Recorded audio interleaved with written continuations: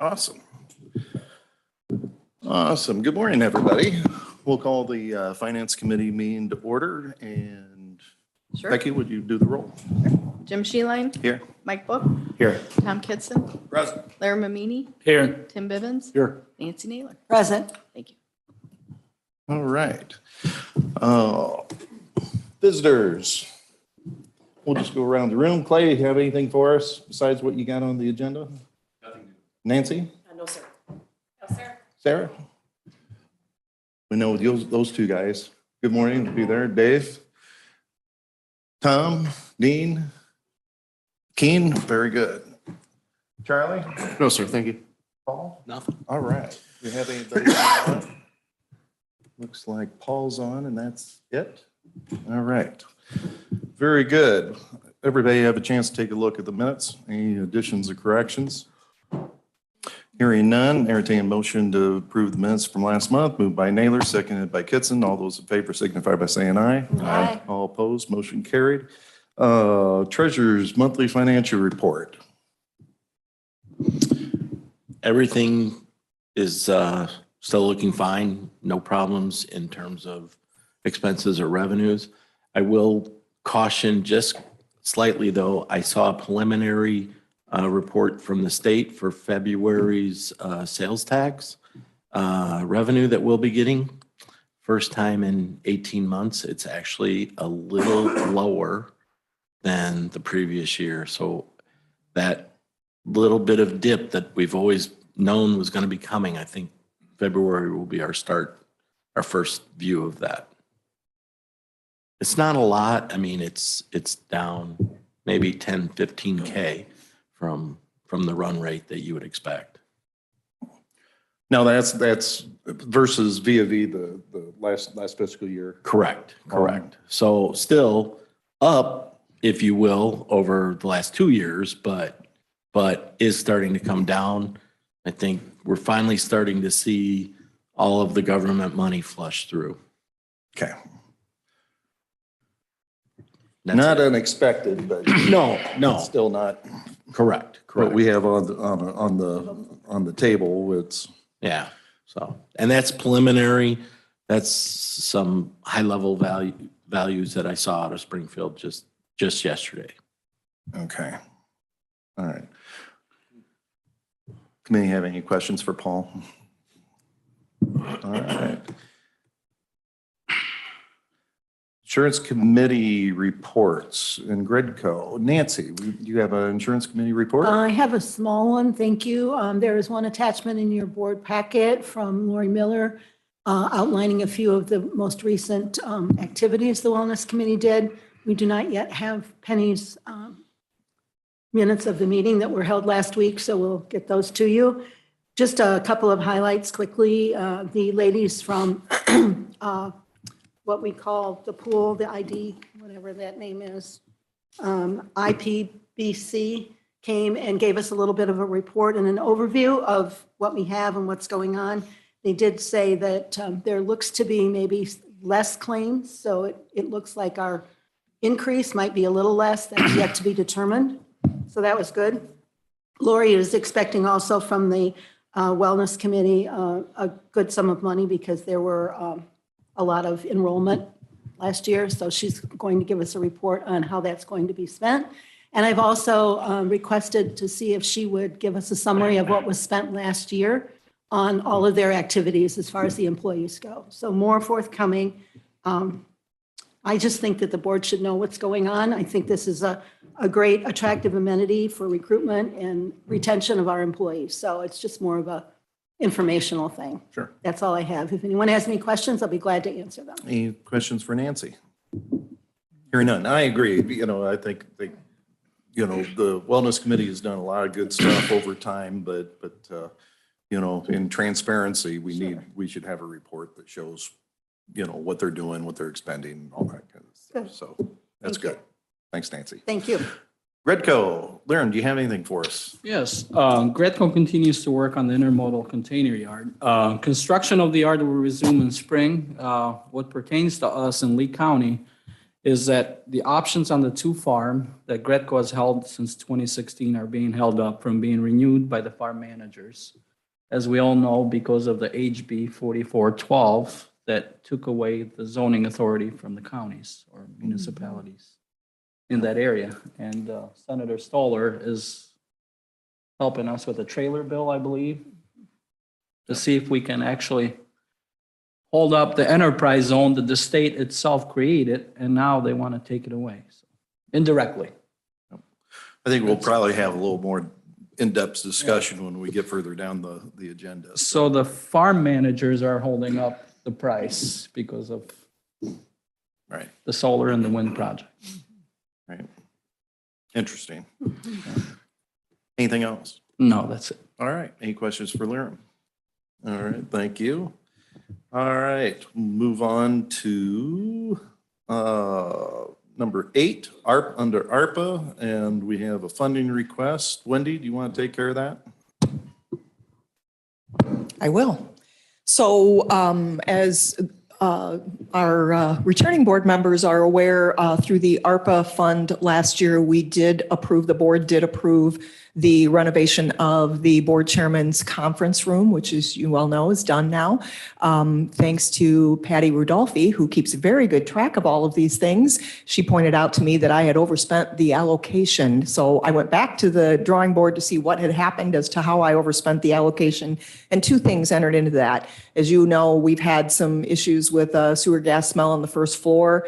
So the plumbing, the rough-in plumbing for the conference room ended up, we had to do that twice because we had to replace a pipe that went from the first floor to the third floor we discovered a leak in it. So there were some additional plumbing expenses in there that were unanticipated.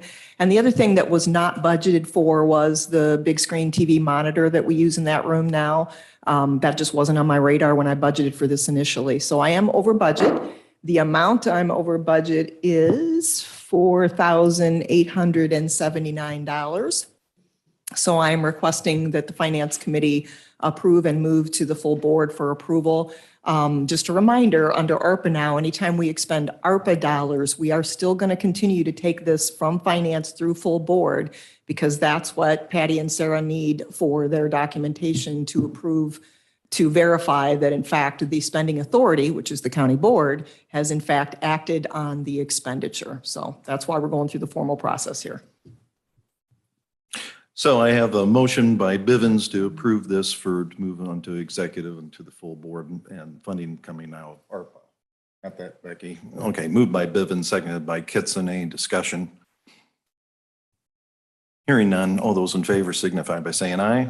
Aye. All opposed? Motion carried. Okay, the review of ARPA staff compensation. This is something that was actually on the agenda last month and I missed it.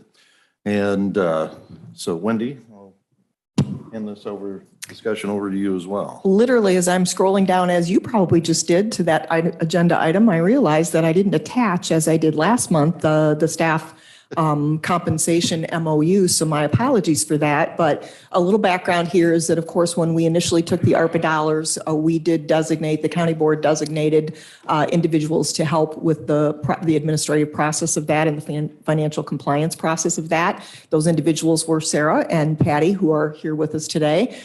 We also had identified Paul Rudolphi. When Paul became the elected county treasurer, he, of course, had to drop off of that MOU. He's not eligible for that.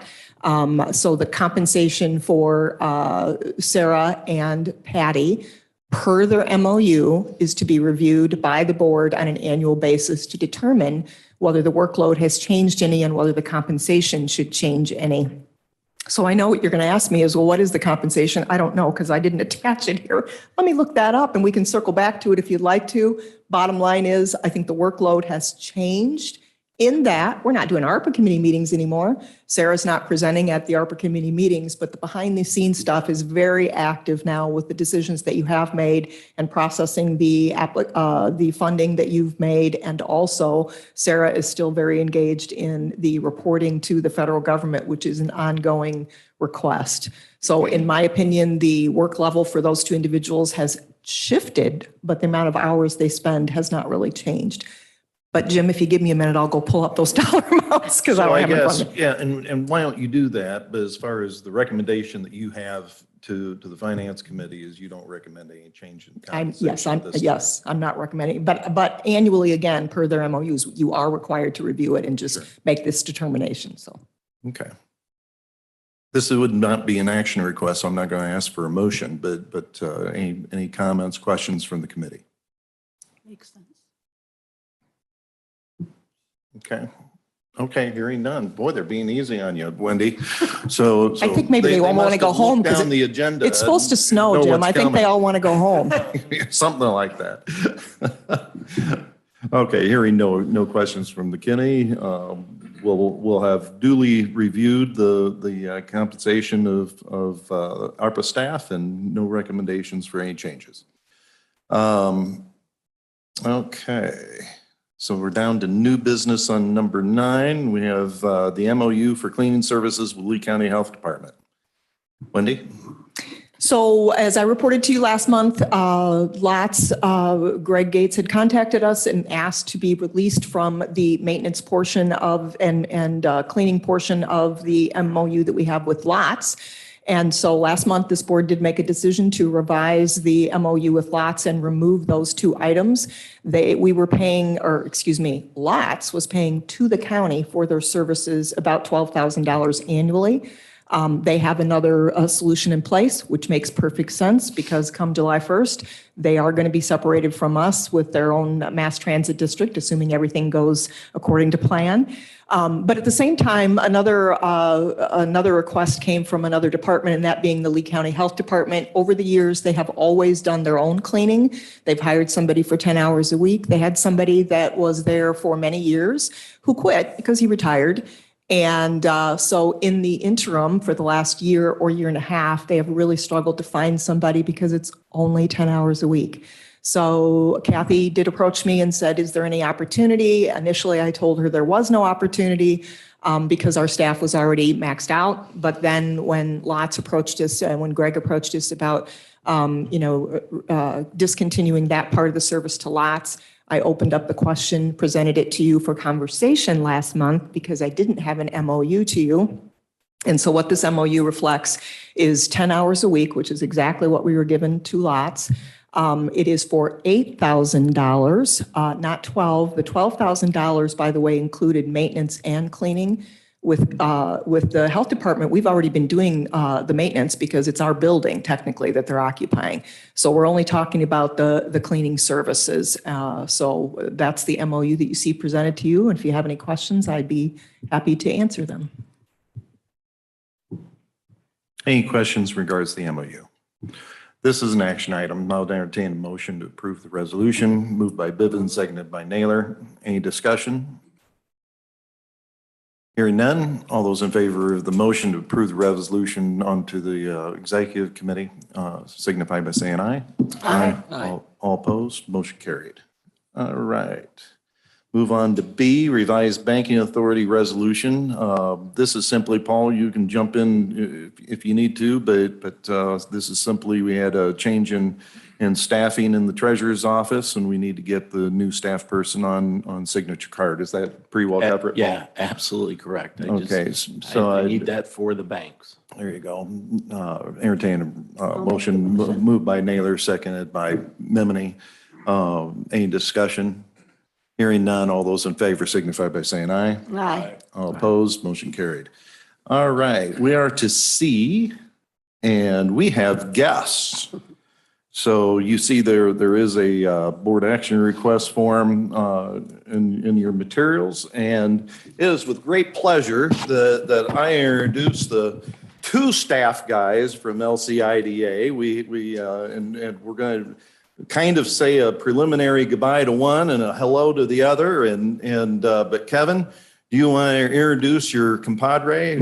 Sure. Do you mind if I give you a needs little? much introduction anyway, but go ahead. Thank you for your time. Can I give you just a little quick background? Is that okay, Wendy? Okay, great. No, So, go right ahead. all right. So good morning to all. Thanks for the opportunity to chat with you today. It's been my pleasure, by the way, to have visited this room a few times over the past 5 years to talk a little bit about developments that we have underway in Lee County. The conversation this morning is a little bit different, but equally exciting, at least from my view of the world. in the sense that I want to talk a little bit about our organization as well as our financing. So a quick history of LCIDA, how it works over the past 5 years is that since I've started that position, I split my full-time world, if you would, between KSB Hospital and LCIDA. LCIDA essentially contracted with the hospital for roughly half of my time, and that brought a fair amount of efficiency in terms of benefits and offices and computers and those kinds of things that didn't have to be replicated. So I decided about six months-ish or so ago that working 2 jobs was getting more than I wanted to do at this stage of my life. And so I asked the LCIDA to start looking at alternatives from a transition standpoint.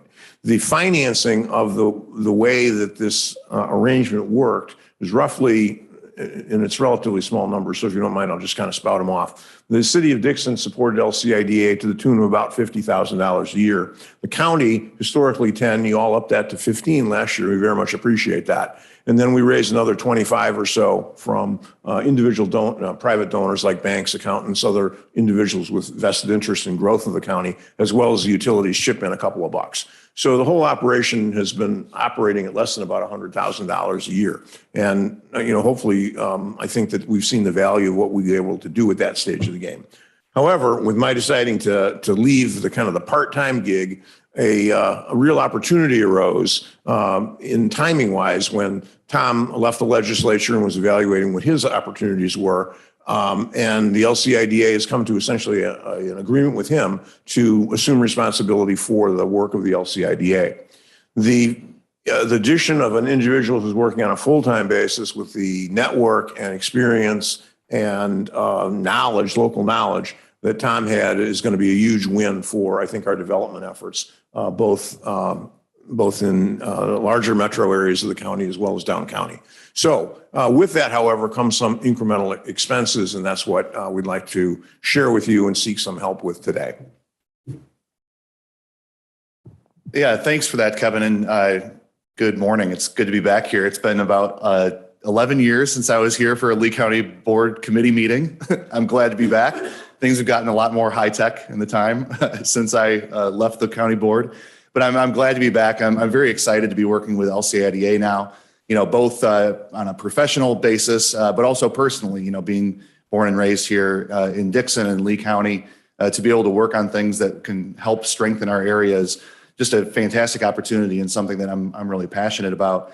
I'm glad to be here today to talk a little bit about what LCIDA, I think where we can grow and invest some of that new time that we're talking about. Kevin's done a fantastic job holding down a lot of exciting developments that we're seeing, earth being moved today, in part due to some of the work of LCIDA and its part-time executive director.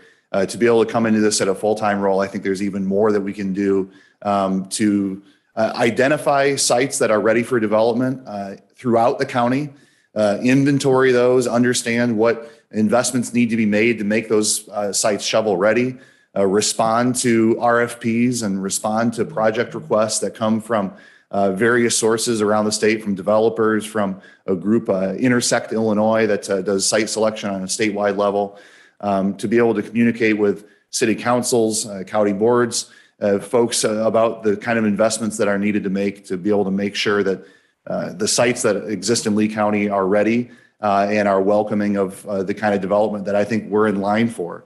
The good news and one of the best things about coming into a position like this is we've used the metaphor a couple of times about economic development being a lot like gardening, where you plant a lot of seeds and then you see what grows, and it takes some time sometimes.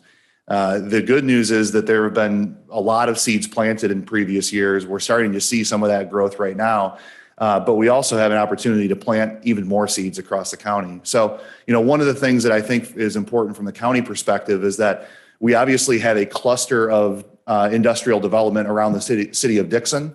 We have the potential, as you've heard many times, for some significant industrial development near Rochelle on the eastern side of the county.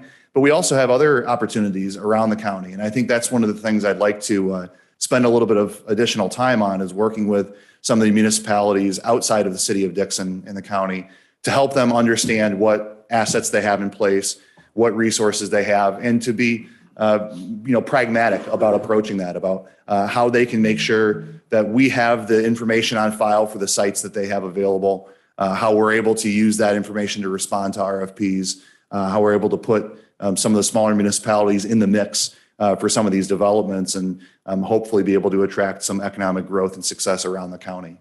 So, we're talking about today requesting an additional financial commitment from the county, really, I think, to try to capitalize on some of the momentum that we've seen already, to try to understand that when, as we see some positive development in the industrial park here, some positive development at the 88 Gateway project at Viaduct Point, and in other parts of the county, that when you have some of that success, it helps breed further success, because it shows other developers that you've gone through the test, that you've passed the test for somebody else, that you've been able to deliver the kinds of resources, the infrastructure, the service. You've been a good partner to work with.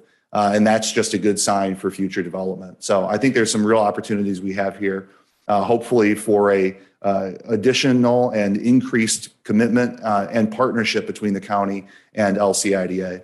One thing I'll mention as well is that as we're making this transition, we're also going to use this opportunity to update the bylaws and the board composition at LCIDA.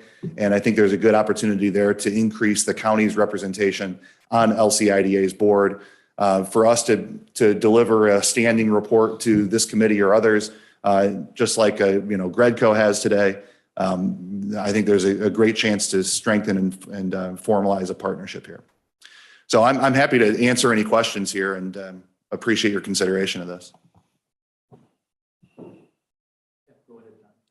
Tom, this all sounds great, and I think it is.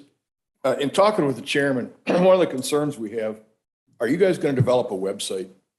We have one Well, okay. just now. I'll say, yeah. Because So, I know yes. his comment was, when he's looked, he's come up with palm trees for Lee County, Florida. And he gets so much interaction with people wanting to know how to get a hold of you guys. Yeah, absolutely. And I think that communication piece is really important. I just in the last 2 weeks, when we've put up lcida.us, you'll see that'll be expanding through time. But yeah, we wanted to come through with, a new communication channel, new email address, that ties into that, make sure that we can point people to the right place. So lcida.us, and Glad to hear that. yeah, it continues Are to you go. guys looking at all as you develop this, and I know you're going to work with Jason, and it's going to be more of a tie than, no offense, Kevin, but we'll have that full-time tie together. Are we looking at rebranding this at all, or do you think it'll? The focus right now is on Lee County. I'm a big believer that there's, some of these arbitrary county lines or city lines or school district lines. Look, we all know that what happens in our region affects a lot more than just what's inside those lines. So regional development's important. Jobs that are created in Rochelle, some of those people are going to be Lee County residents, and vice versa. They're going to be Ogle County residents coming over here. But for the time being, our focus is going to be on Lee County development and what we can do here in Lee County. But trying to be a good neighbor, a good partner wherever we can. All right, thank you. Any other questions for Tom? Hearing none, you have a board action request form in place, so I would entertain a motion at this time to increase, and the request is to increase our contribution from the 15,000 to 35,000. The request is coming out of the ARPA. Those are the dollars that the ARPA committee had set aside for this very purpose. So I would entertain a motion to approve the resolution, then we'll have some discussion. Moved by Bivens, seconded by Naylor. Discussion. I think it's a small price for what we're going to get in return for full-time. And I think we're moving in the right direction. And this money was set aside just for economic development. So I think it's will be very well spent. Okay. My comment that I would have is I served back in a long time ago I served on the LCIDA board. In fact, that was right after it went from DIDA to LCIDA. And so I saw firsthand the value that the organization brings. I think without the help that the LCIDA or in the facilitation, a lot of times it just comes down to facilitation. We wouldn't have the industrial park expansion and continued expansion that we have there that benefits all the entire county. So I'm very much in favor of this. So, Mr. Kitson. Kevin, we don't want to ignore you. Thank you so much for what you've done to get us to the point we're ready to go full-time with somebody. We look at this town, and I think it looks great, but I don't want Kevin to walk out of here thinking, Absolutely. wow, but Yeah, absolutely. it doesn't go unnoticed what you've done for us. We appreciate it. Okay, we have a motion on the table. Any further discussion? Hearing none, all those in favor signify by saying aye. And of course, this motion it simply goes to the executive committee and then to the full board. All those in favor signify by saying aye. Aye. Aye. All opposed? Motion carried. Thank you, gentlemen. Appreciate you coming Thank you. in. And I'll echo Mr. Kitson. Kevin, thank you for everything that you've done for Lee County and the efforts that you've put into place. And thank you for helping bring the future on board as well. So. Yep, absolutely. Thanks, guys.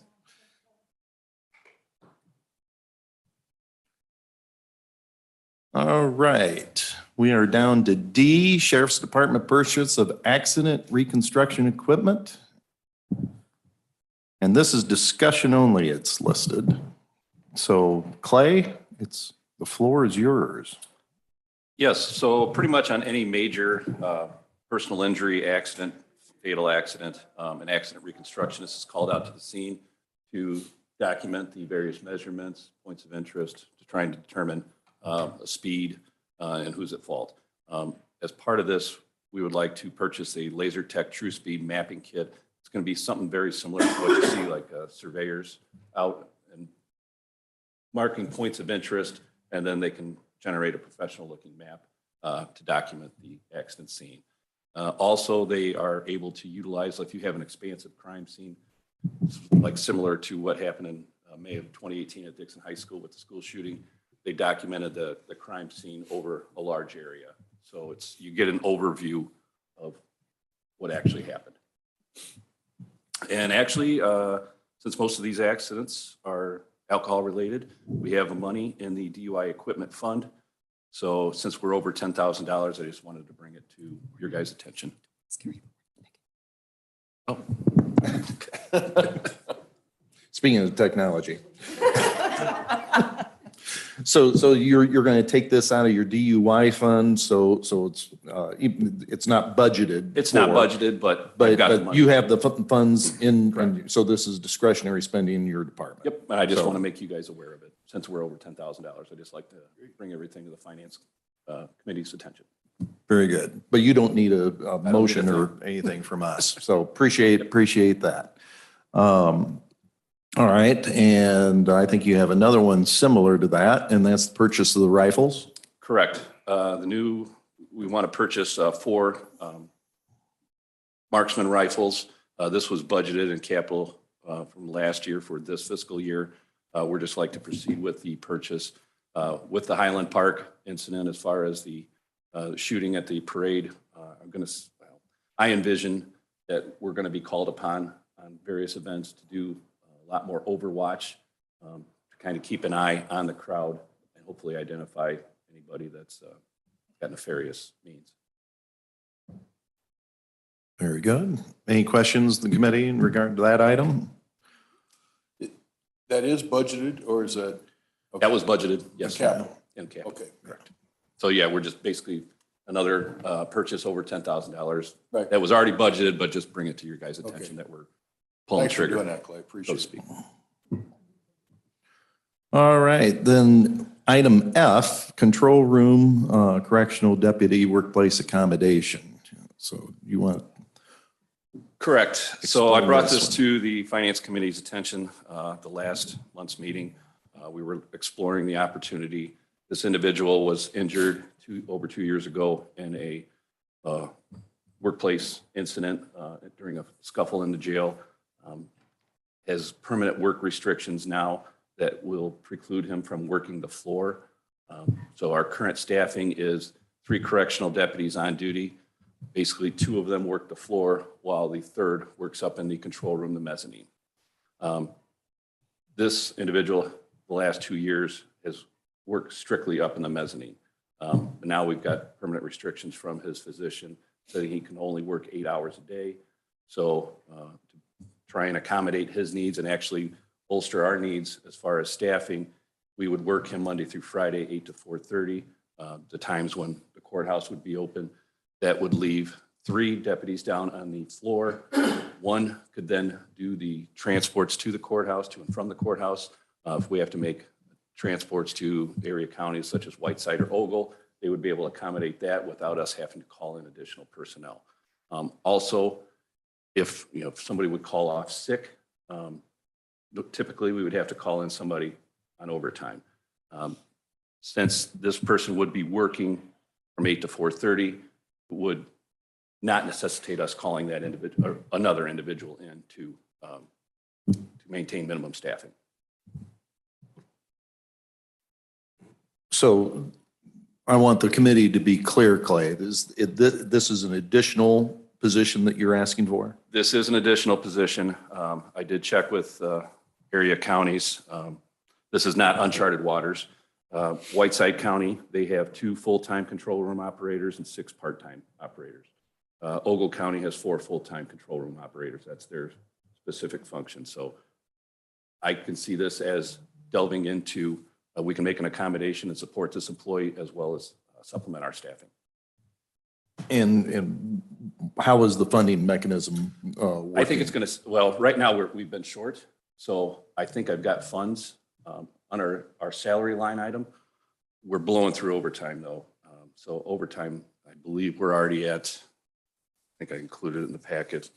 We're already at about 35,000 in overtime, 4 corrections into the 2 months into the fiscal year. So I think it's going to be a savings of overtime for us. Since we've been short 2 people, I think we've got enough in the salary to accommodate this individual this year, next fiscal year. We'll probably have to bolster that a little bit.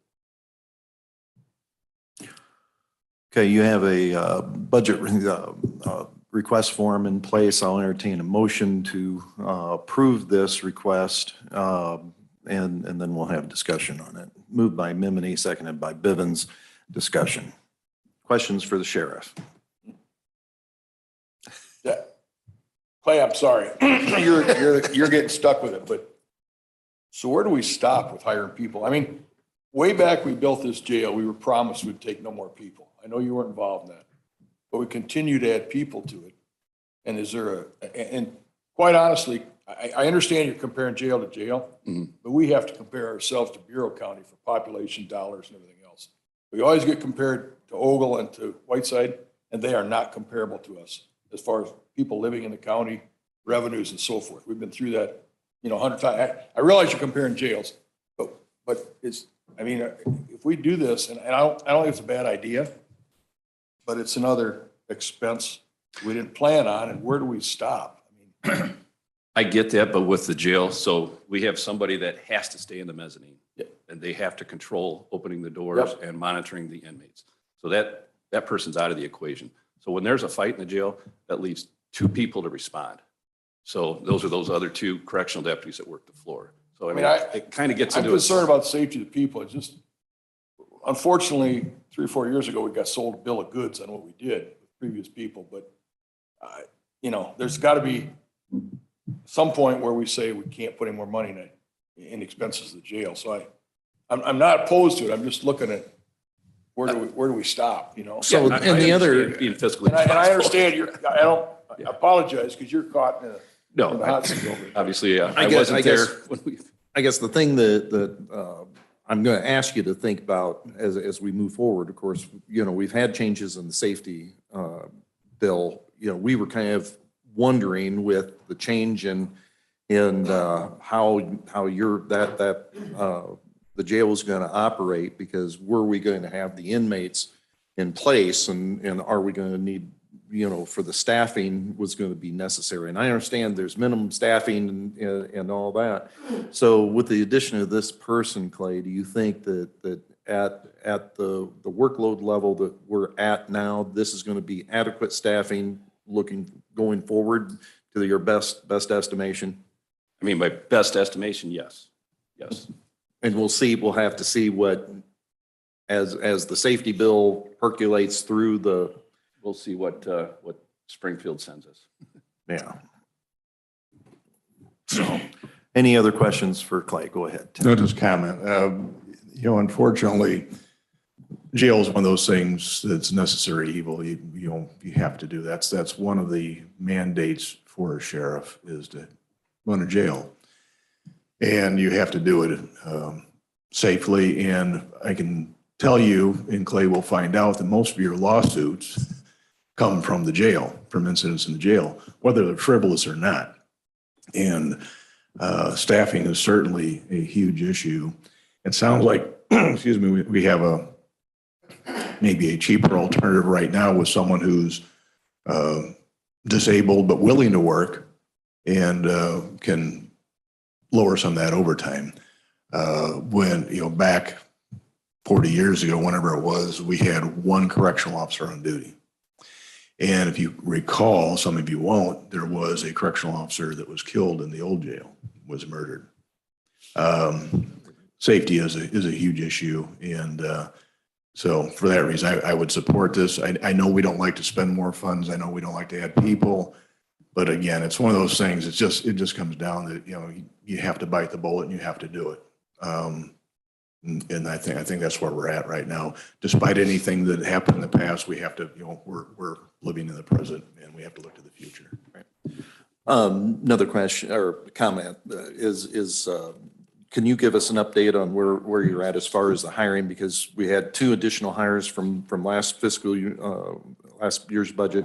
Can you give us an update on where you're at with those? Yes, we just offered 2 individuals. They passed the background, psychological and medical. So we have 2 academy dates, I believe in April. They will go down to Macon, Illinois for the Corrections Academy, which is 5 weeks. That's the last 5-week academy. I believe it goes to 6 weeks from here on out after that one. But then they'll come back and return and do kind of a field training to learn all the nuances of the operations at the jail. I do have another corrections officer that's off on medical right now. Another one's off on other leave. So we're slowly getting back up to staff. But since we were short, that's why I think we can pay for this salary out of our current budget. Okay. Any other questions for Sheriff? Hearing none. All those in favor of the motion moving this on to executive signify by saying aye. Aye. Aye. Those opposed? Motion carried. Thank you, Clay. Without objection, I'd like to move move H up and defer G and have that as the last item that we're going to talk about on the open agenda. So Wendy, do you want to explain what H is? Employee 457 Deferred Compensation Program. I will. But before I jump into that, let me circle back to the ARPA staff compensation. I did look that up. So Sarah is the grant program coordinator, and for her efforts, the county, the MOU, we are paying her $20,000 annually. And Patty is the fiscal coordinator, and we're currently paying her $12,000 annually. I wanted to get that out there on the record for the minutes because I didn't provide that to you earlier. If there's no questions on that, I will jump into the 457B. So, Go ahead.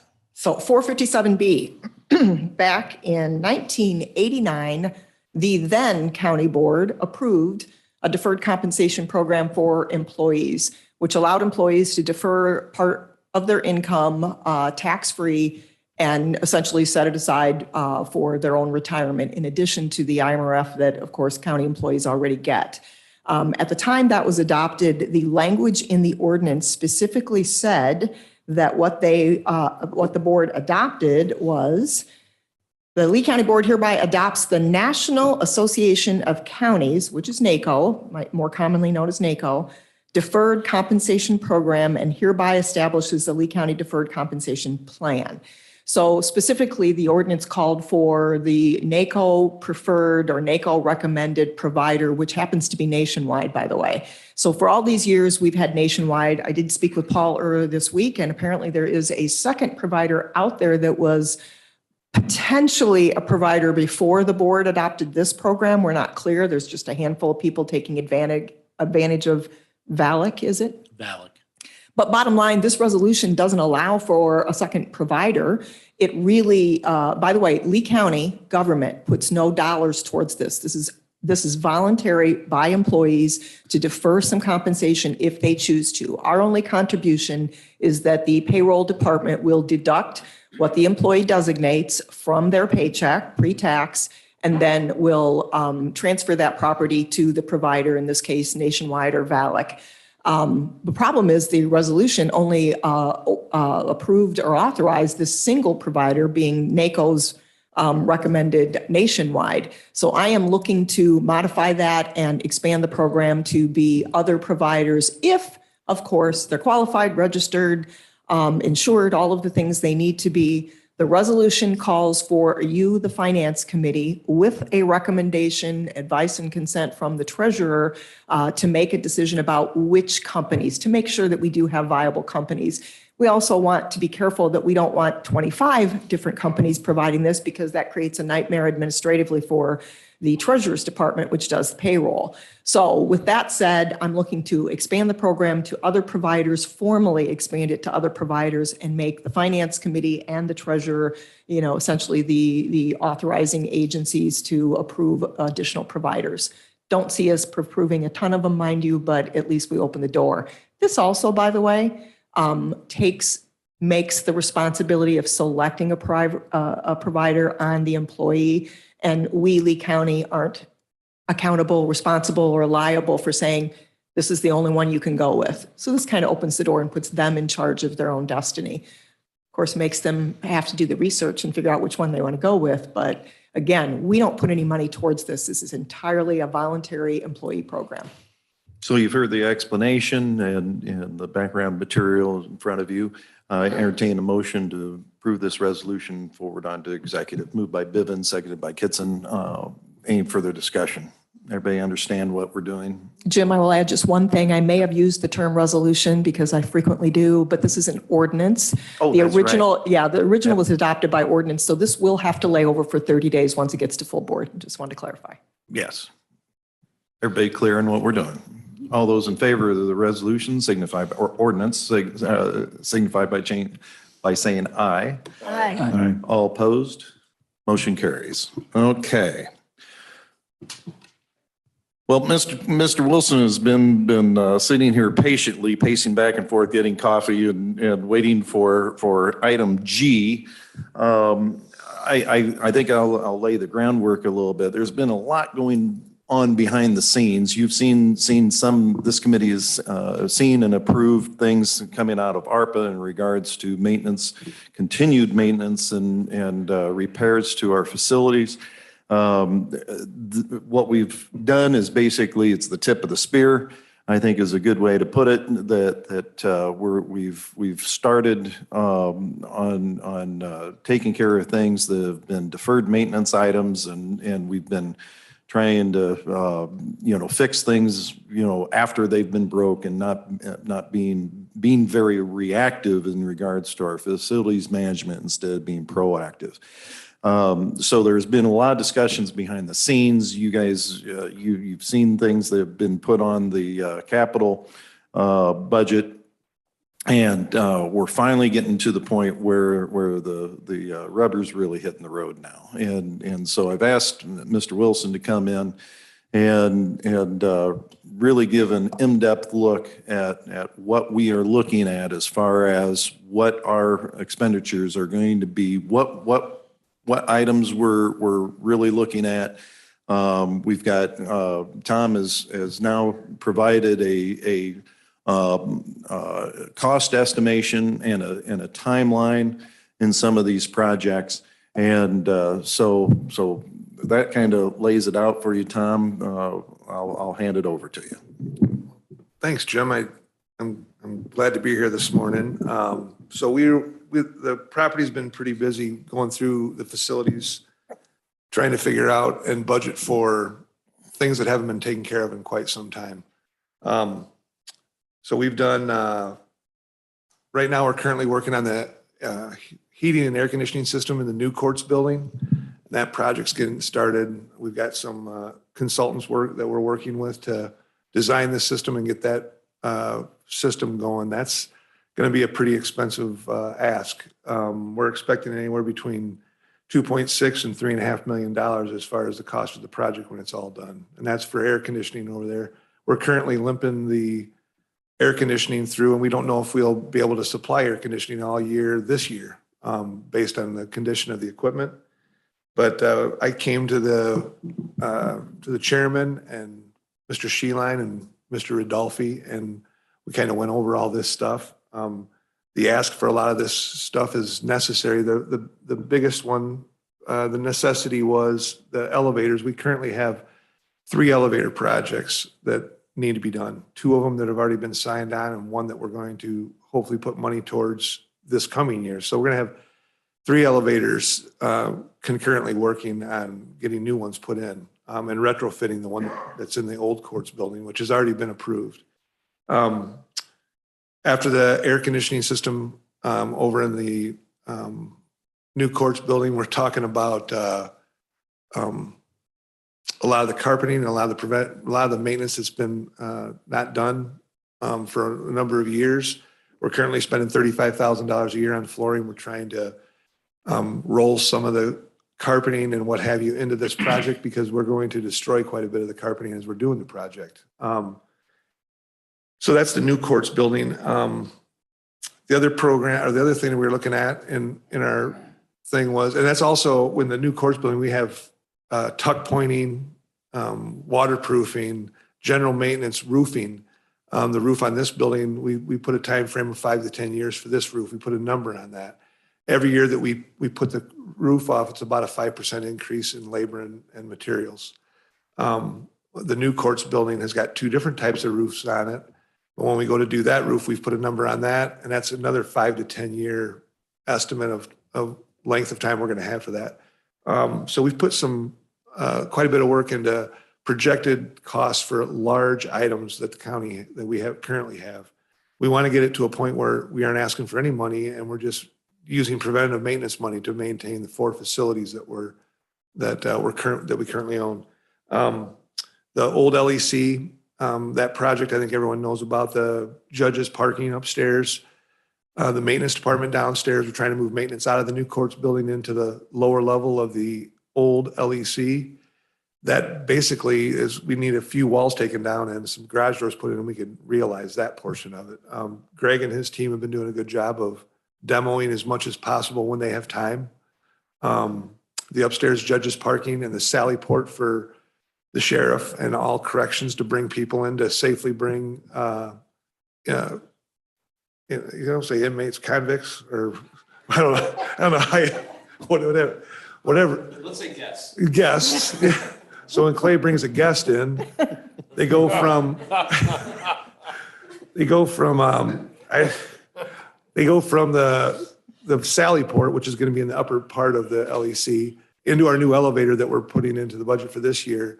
And then they go back and forth to the courtrooms that way. Currently, we're bringing guests through the hallways of the courts building, which is not a healthy thing. So that's where we're at with the old LEC, trying to incorporate the old LEC, utilizing every square inch of it. There's going to be room for every department in the county to have storage.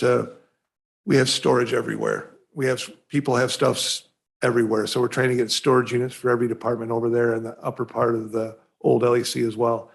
The sheriff's department, we built a brand new building and we failed to get a preventive maintenance contract put in place. We currently are going to spend about $30,000 to $50,000 on equipment that's already damaged out there. We've had water issues. We've had guys out there, we're changing out boilers, pressure tanks and stuff like that. That's the kind of stuff we have to eliminate. As a county, we need to spend X amount of dollars a year for preventative maintenance to have professionals come through, not our maintenance staff. They maintain as much as possible, but there's a lot of technical stuff and a lot of plumbing and HVAC stuff that has to be maintained at a high level. And we are currently not doing that, and it's costing us.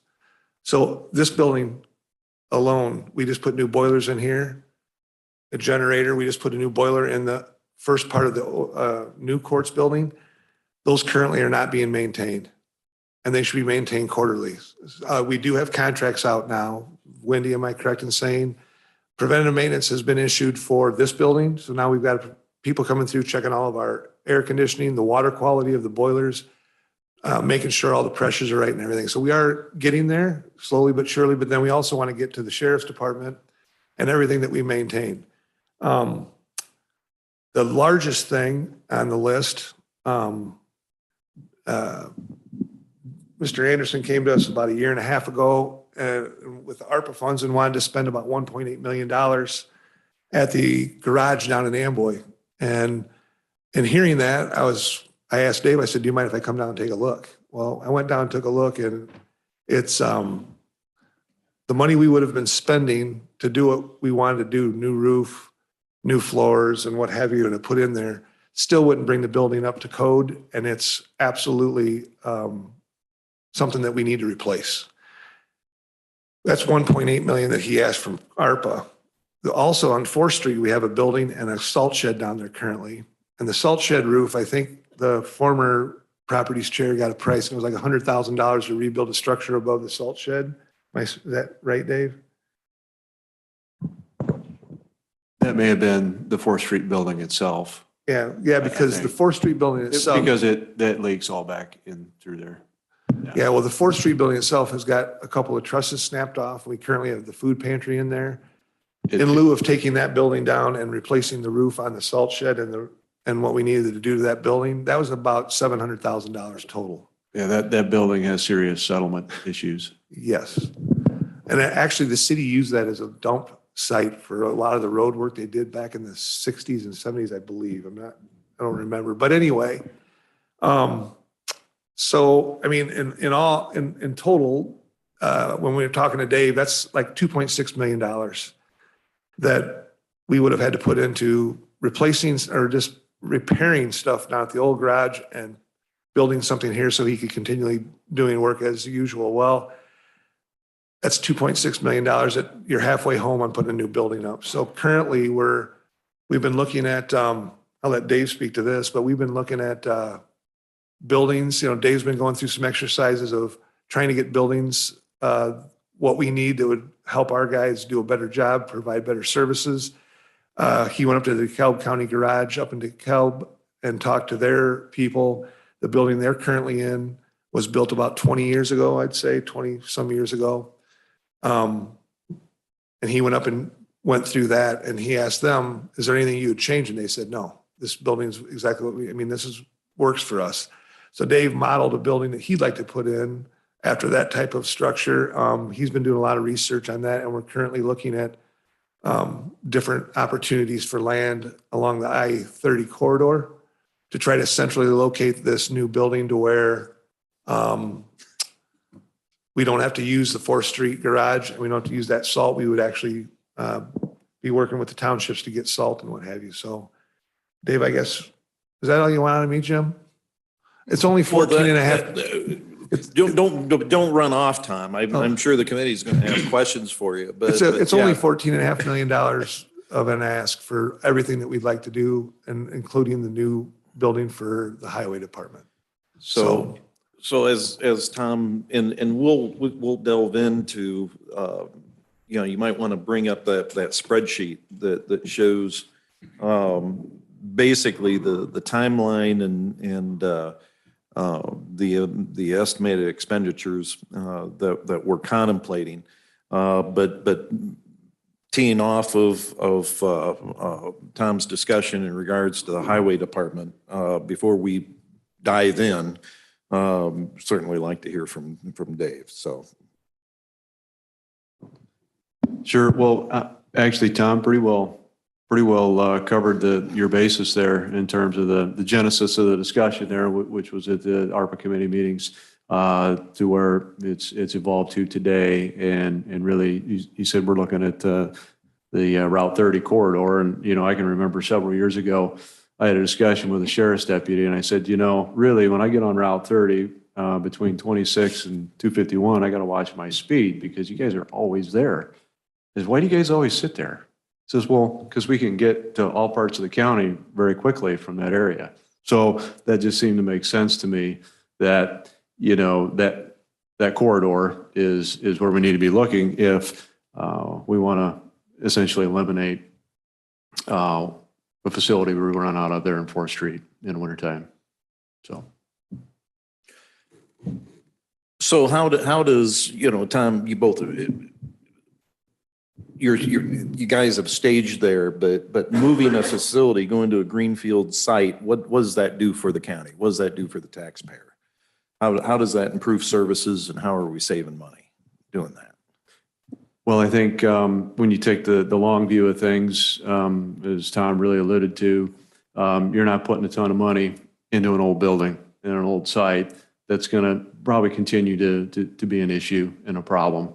When I went up and looked at the DeKalb County facility, it was really a very simple building and a very simple concept. Yet I could see where everything was pretty efficient in there. In the mornings, when we're getting our plows and stuff out, there's a real order and sequence to that because we are really jammed in there and it's very, very tight. Things like that, I think you'll get some improved service just through the efficiencies of how our equipment moves in and out of our buildings, quite honestly. It's as simple as that sounds. Over the long term, you're looking at the reduced maintenance costs, with a newer facility. Obviously, those start to show up 30 years down the line, but I think Tom's right. When you have a real maintenance program, going on your buildings, I think that's a real viable long-term option And there. with that too, with the newer buildings, with the new Illinois energy codes, I mean, there's huge savings as far as heating and what have you. We have, I think, how many buildings do we have down there that are connected? There are 3 total or 4 total? Well, really, we got the office, we got the shop, we got the truck storage, and then you got cold storage, and attached to the cold storage, a wash bay and a sign shop. So, And that would all be included. I think we had 2 buildings figured for the new site. Is that right? Cold storage and the facility for the trucks and what? yeah, you get basically all your trucks and your primary heavy equipment into the main building, but there's always the parts and pieces and things of different attachments and what have you that, you'd cold store. But essentially everything of real importance would be under the big building roof. Yeah.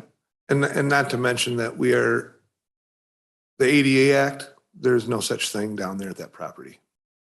So that's a really big one as well. So we're hoping to get funding for that, Jim. Is that right? We're trying to get grants and what have you?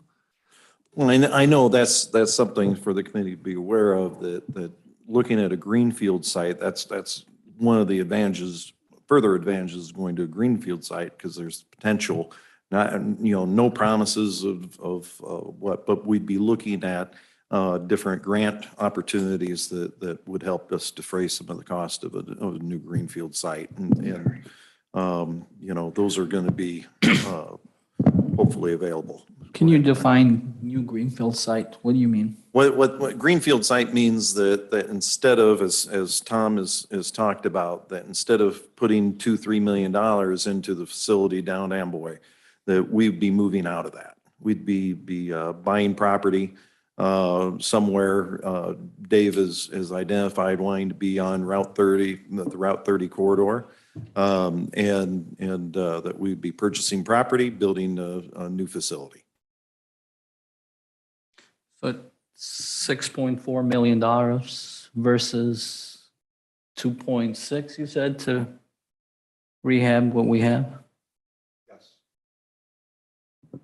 So I just don't want to end up what we did with LEC and with the new LEC, and we're going through the same circle again. And I'm only looking at the numbers, and I do apologize for my ignorance, but sure, we have to make sense of the numbers too. right. So the besides the more efficiency of being up on Route 30 that Dave has alluded to and talked about, we're getting away from old buildings that have to be reskinned, concrete that has to be redone.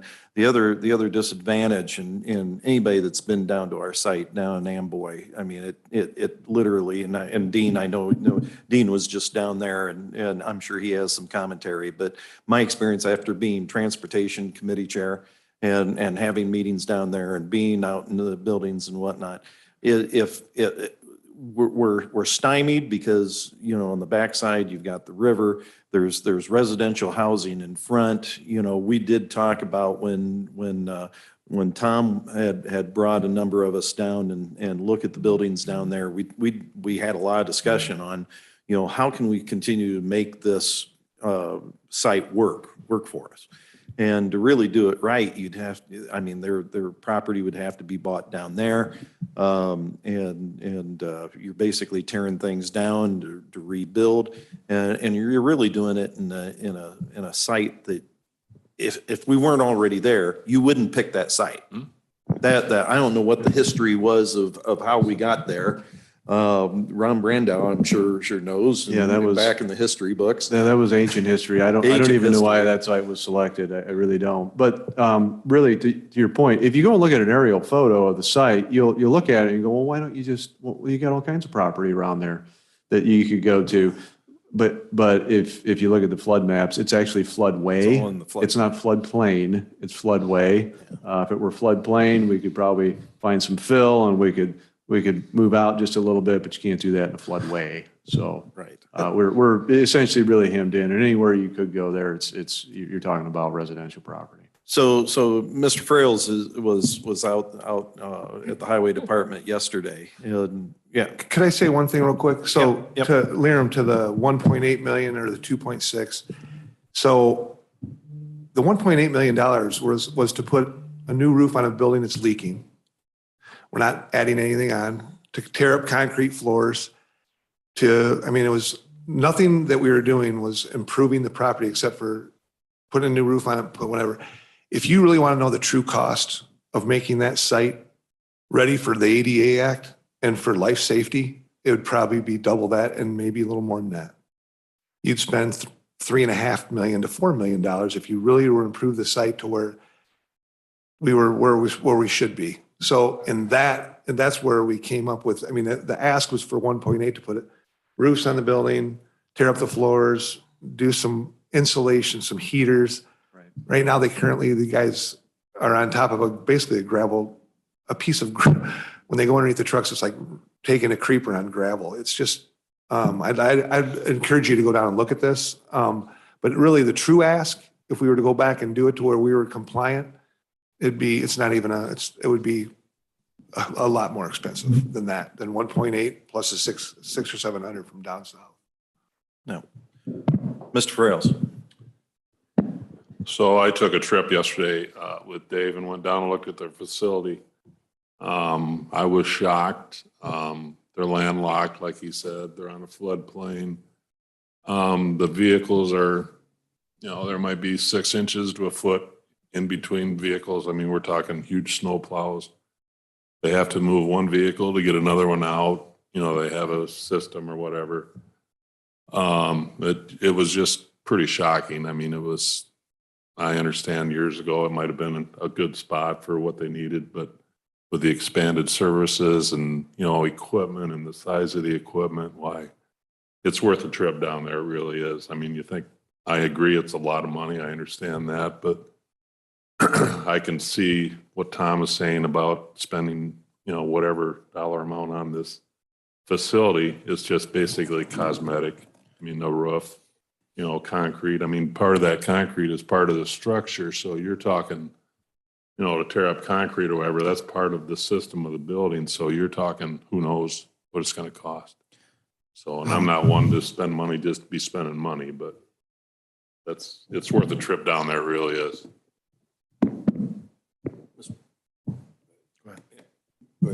Go ahead, Mike. Sappy Liram brought up the LEC analogy here.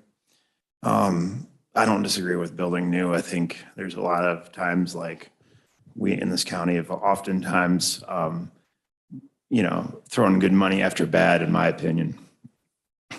Two things. One, to Liram used the metaphor of the LEC, and two things stand out to me on that. One is if you look at that spreadsheet, in 2027 and beyond is blank, and we spend 400,000 on land, 3 million in 2025, 3 million in 2026, and then there's a dash for 2027 and beyond.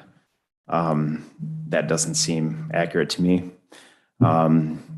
Especially considering, which I can very much get on board with. Tom had mentioned preventative maintenance contracts, that sort of thing, in order to prevent larger expenses down the road. I'd like to see an estimation there. And the other piece of it, I lost my train of thought there. I know what I was going to say. I want a plan for the old site before we embark on this project. I do not want to see us spend $3.4 million or whatever that number is. It'll probably be 5.8 by the time we're done. That's fine. But I want to see a plan for the old site because I don't want to see Tom Wilson, come back to this committee and say, we've got to spend $2 million on the old site because we didn't have a plan as to what the heck we're going to do with it in the first, when we go to build this new one.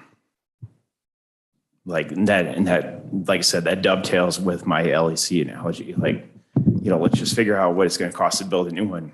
And let's assume the old one's just going to go away because we don't want to put any money in the budget to deal with that because it's already really costly.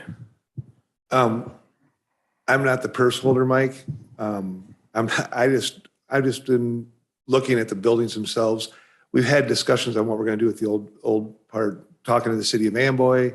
There's a couple of buildings down there that are decent buildings, but the other ones are going to be, we could get rid of the property to the city of Amboy. There's discussions being had about that. But we have to have everyone's blessing to go down these roads. You have to know if you're going to do anything before you spend another 700 hours figuring out how the logistics of all this is going to work. So this is all, in my estimation, this is all an ask and letting the board know what we're trying to do. It doesn't matter to me one way or the other. I'm like Dean, I don't want to throw money away either, but I'm not going to throw $2.5 or $3.5 million down into that rabbit hole because that is an absolute waste of money. And the taxpayers in the county deserve a lot better than that because we're going to just keep dumping money into that facility for 20 years. It'll be double what we're going to spend out there. I don't want to get taxed either, but I think that's the best solution that we've come up with. And yes, we are talking about how we're going to get rid of the properties.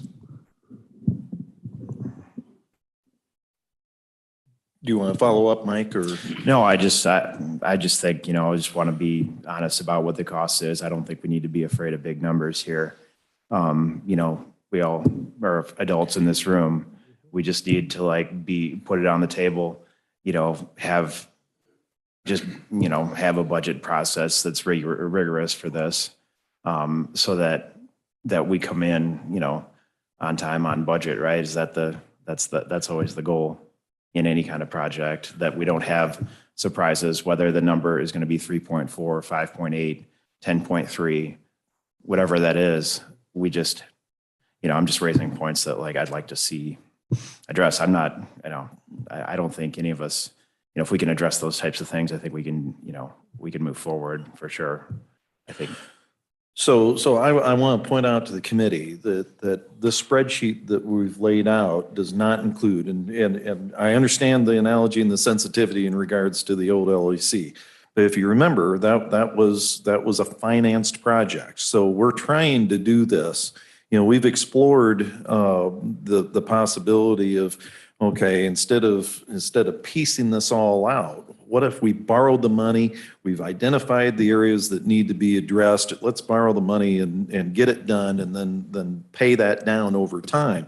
Well, the problem is as Paul, you might want to address this. As we explored the possibility, there was some early conversations in regards to, what would be our bonding options. And Paul, if you'd like to, comment on that real quick. Yeah, so I did look into some bonding options with different companies, and one of the returning questions that always came back was, where's the revenue stream that you can prove to me now that you can pay those bonds back? And as we look at our budgets today, right, our budget is pretty much spot on. We're at a level budget, but we don't show any surplus. I mean, we have had surplus in the past, but we don't show that consistently, or we don't have like Stable.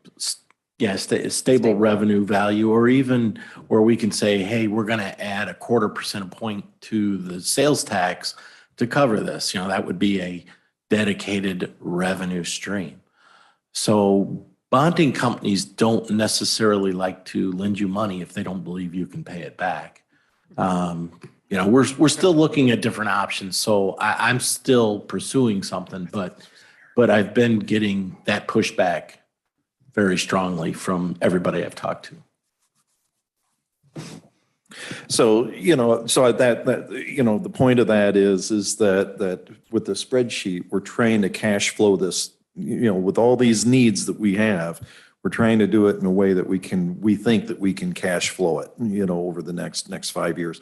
I think one thing that you brought up, Mike, that I'd like to address is that, you know, I challenged Tom in putting together a spreadsheet that identifies the things that he, you know, the priority needs.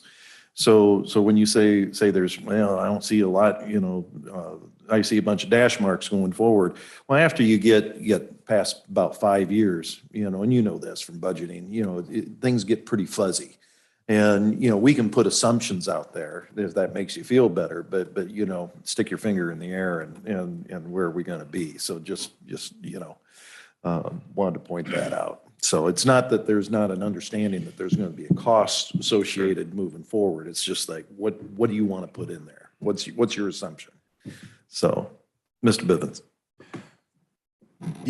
Tom, you had mentioned several issues in the 4th Street building. Is that safe to be occupied?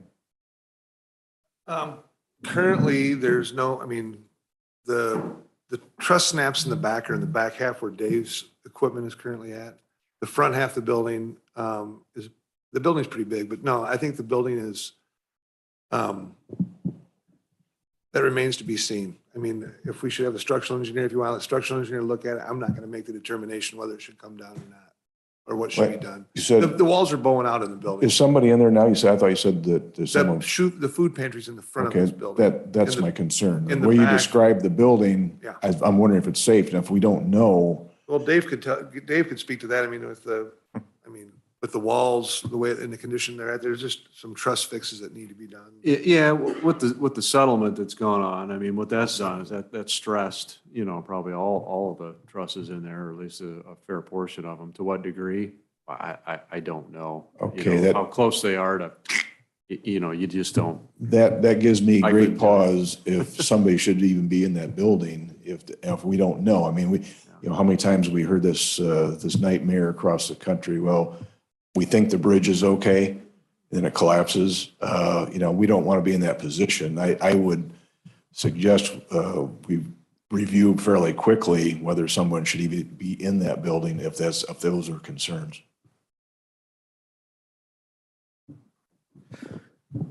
So having said that, another one of the advantages that I see, you know, because I don't think the county should be in the business of owning property here and there and yon. So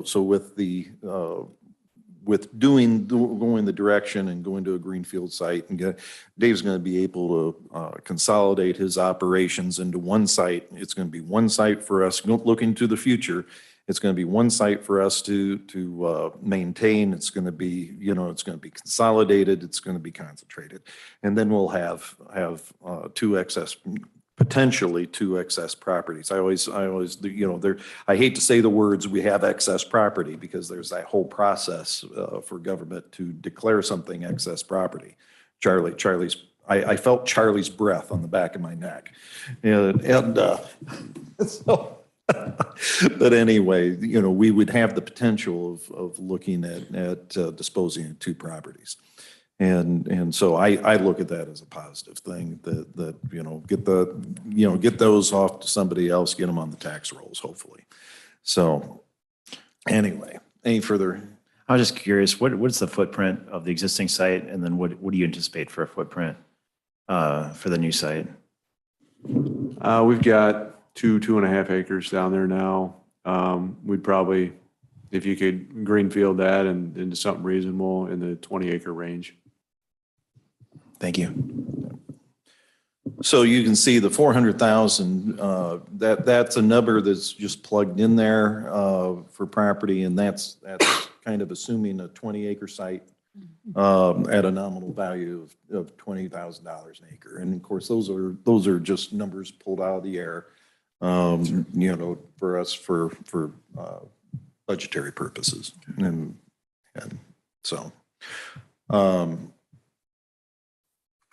This is a heavy lift. I'm not going to sugarcoat this to anybody. Is that you know, when you look at, and Paul, you might want to comment on this as far as the numbers when you come across the expenditures on this out of capital. We basically we burn up all the money out of our reserves. I mean, there's no way to sugarcoat this as it turns out. So this is a heavy lift for the county. It's a challenge for us to get this work done, but this projected timeline that we're proposing is not set in stone, and I think it has some flexibility. And we've had part of the discussions that we've had with Mr. Wilson is for him to understand, and I think Tom gets it.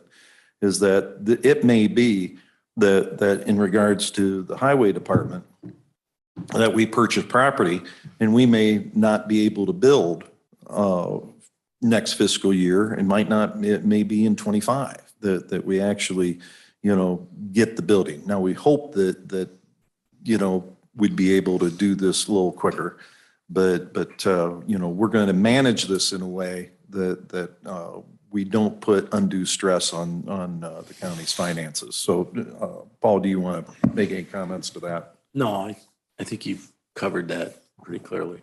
Okay. Tom? Tom, thanks for doing this. I know you put a lot of work in it. Yeah. And I know the years I've sat here on the board, we have, whatever term you want to use, kicked the can down the road, ignored stuff. We've never really had a good preventative maintenance program, and it's proven by the new jail. I mean, it's time we get these things straightened out, do it right, and move ourselves into this century. I mean, it's going to cost money, but we've got to do this. We just got to. Any other question? Any questions from the committee? Is there questions, please? Any questions? Anything that you have a rub as far as, you know, timing? You know, for this next year, for what you will see in this next year's budget will be for the $2.27 million spent, and for 24's budget, 3.6. And you can see the scope of work that we're looking at there. And then in 25, the 3 million estimate, and of course these are estimates, but pretty intelligent estimates. Tom's done a lot of work in trying to get those estimates as tight as possible.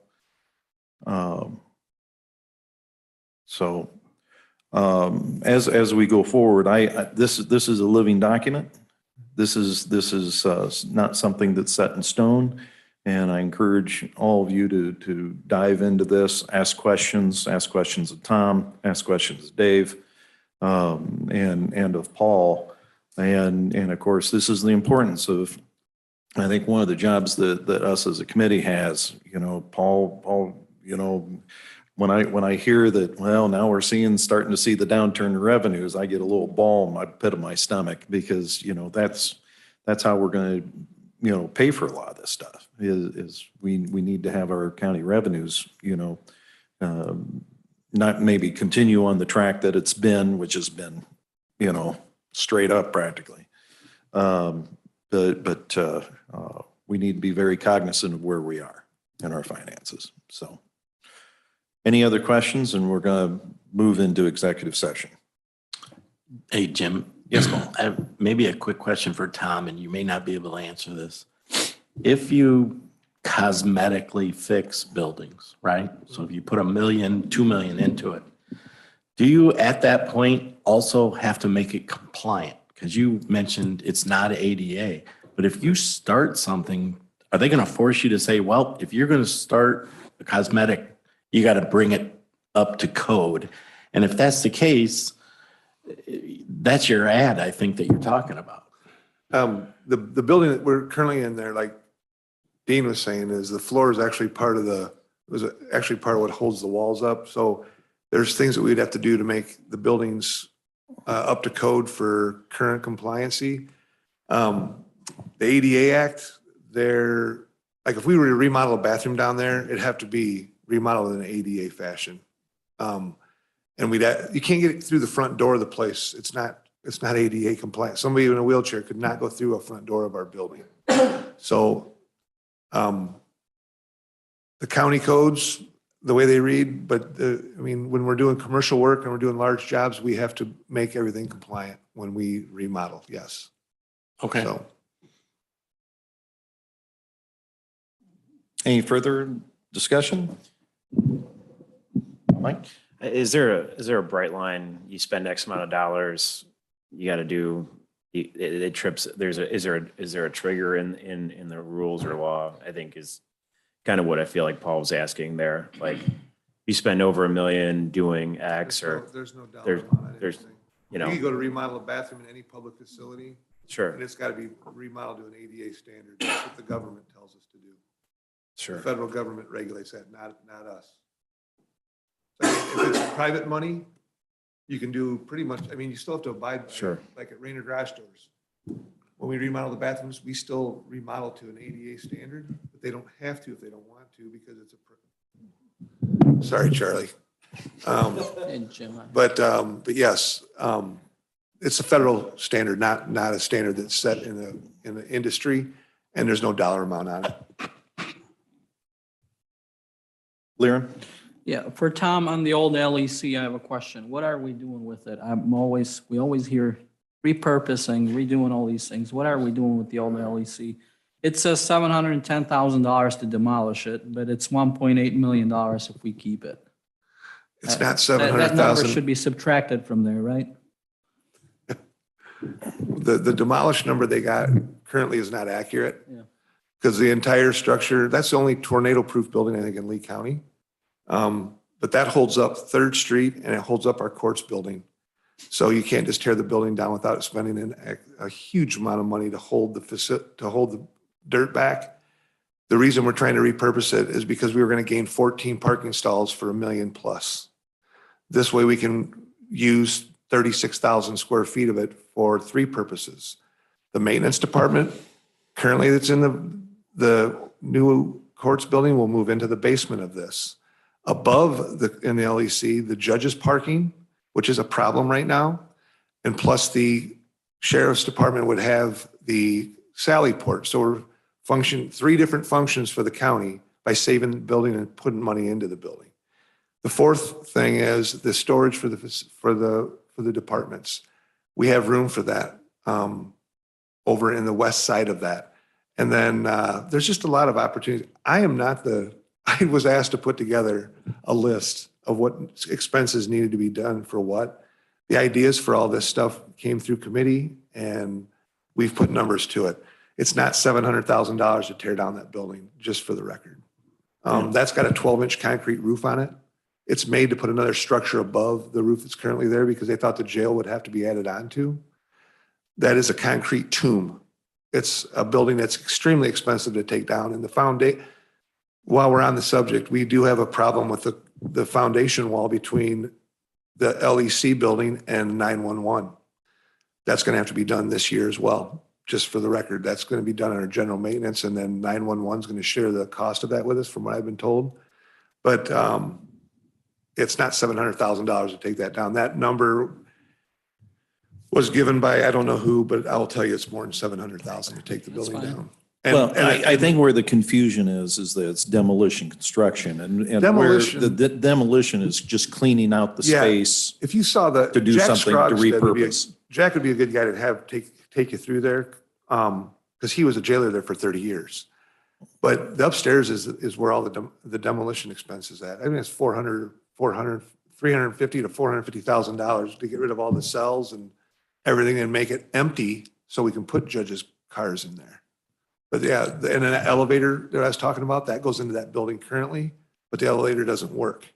It's unsafe. So that's where we were trying to do the Sally Port, judges parking, move maintenance, free up all the space in the new courts building, and consolidate departments in that building.